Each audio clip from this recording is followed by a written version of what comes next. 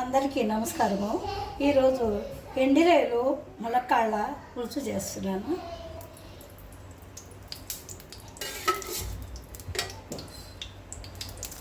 ముందుగా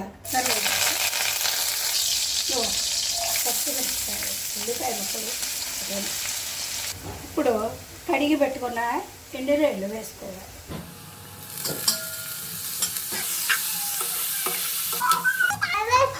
స్పూను పసుపు వేసుకోవాలి. ఉల్లిపాయ పచ్చిమిరపకాయ ముక్కలు, తర్వాత ఈ ఎండురొయ్యలు ఆయిల్లో ఇలా వేగిన తర్వాత ములక్కాడ ముక్కలు,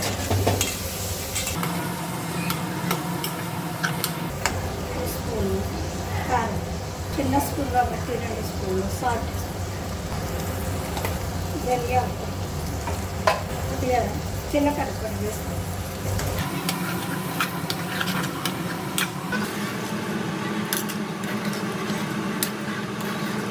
ఒక 1/2 లీటర్ వాటర్ పోసుకొని ఒక 3 వంతులు ఉడికిన తర్వాత ఇందులో చింతపండు పులుసు పోసుకోవాలి.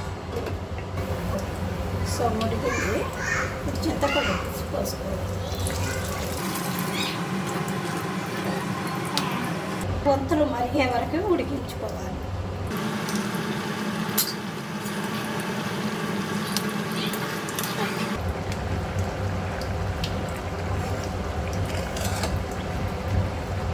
ములక్కాడ ఎండురొయ్యలు పులుసు రెడీ.